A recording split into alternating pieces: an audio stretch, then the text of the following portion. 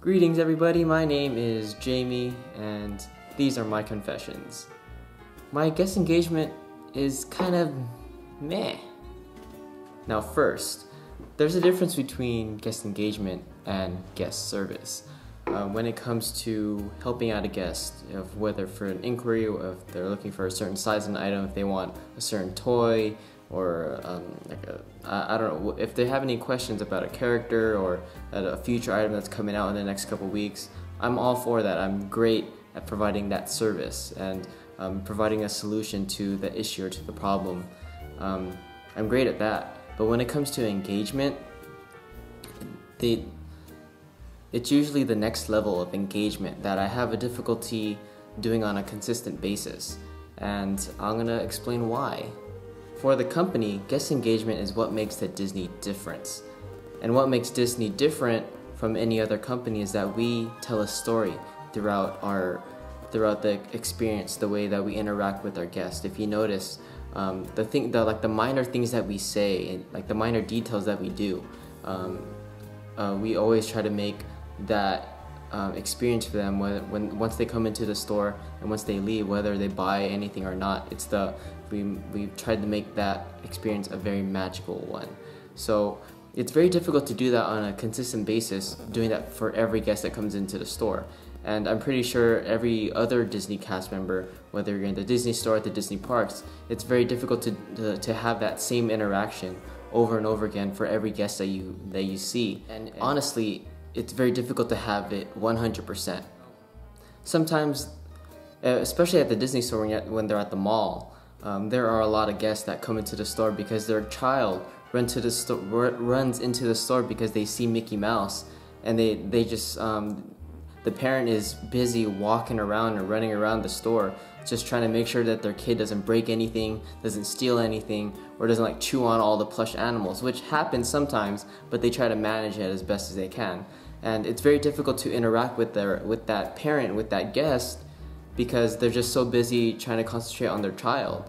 So it's very difficult to engage in that moment and try to tell our story when they're not really there to shop. They're just there because their child's in there, and they want to make sure that sometimes the guest doesn't even want to buy anything. They just want to get their kid out of there as soon as possible before they end up crying and having to buy something.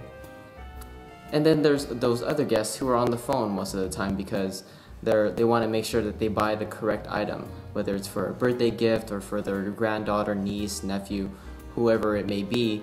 There's always that guest that's always on the phone with someone who knows what to buy, but they can't be there, so they're always wondering what to buy. And I've done it a couple times where I asked them if they're doing okay, and like they give me that little signal that's saying that they're doing okay, but I really don't want to I really don't want to disturb them while they're on the phone. I feel like it's kind of disrespectful to them.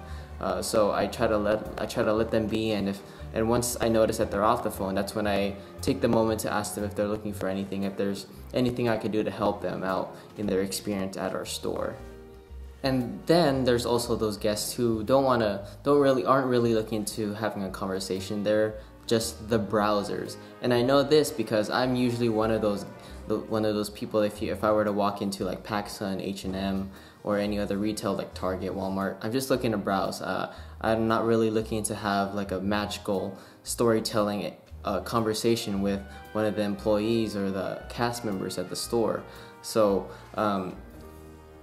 in those cases, I try to just try to wait it off and wait for them to have questions, but usually if they do have questions, they're really upfront about it.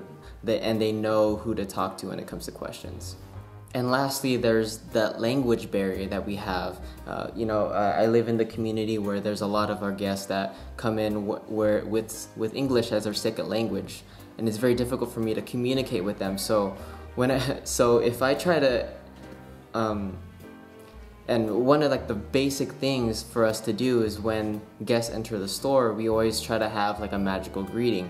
Instead of the generic "Welcome to the Disney Store," we try to say "Welcome, Space Rangers," or we try to say "Welcome to the Land of Arendelle," where we have recently had a delivery of Elsa and Anna dresses in stock from the tailors of Arendelle. So we try to add on to that experience, and that's what the whole storytelling is about, from the beginning to the end. Telling a guest have a magical day instead of have a great day.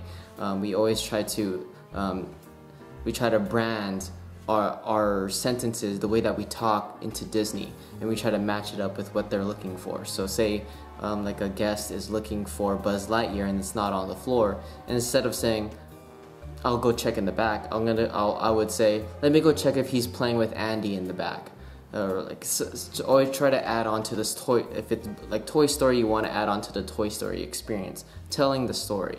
And the reason why it's very difficult, because whenever you notice that they're in a rush, sometimes you have to think about what you want to say to add on to the story. So you end up just going generic, saying, "Okay, I'll check in the back for you," because at some point, like say at 8 o'clock at night, when the store is going to close and everyone's just running in because they want to make sure that they buy their item before the store closes, it's very difficult to concentrate on those storytelling sayings and phrases on a guest, especially when they're very serious, that they don't really take it lightly, like they don't understand what you're trying to say.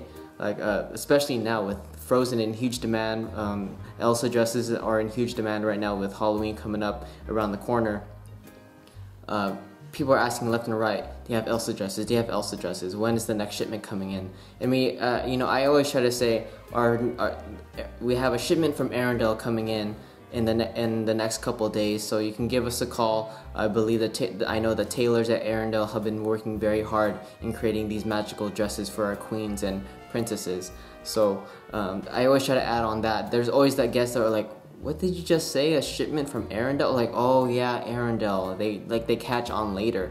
Then there's those other guests that understand what I'm trying to say, and they catch on pretty early, and they realize, "Oh yeah, that makes sense. It's adding on to the story."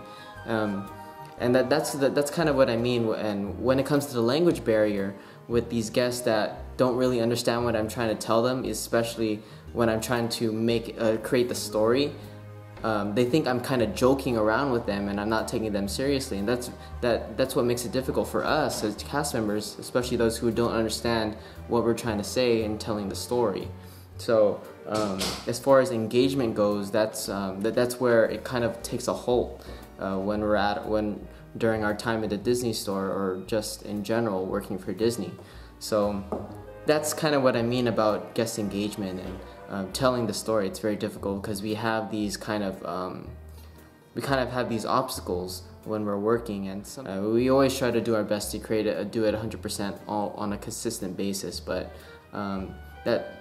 that's just part of the job. And yeah, I just wanted to talk to you and let you all know that if you are a cast member and you are having trouble continuing the story, you're not alone. It's very difficult, and some of these reasons you may relate to, whether it's a language barrier, whether it's a guest that's in a rush, or a guest that's looking for their child and they really don't want to be there because their child just saw Mickey or Minnie, or they saw Elsa somewhere in the store.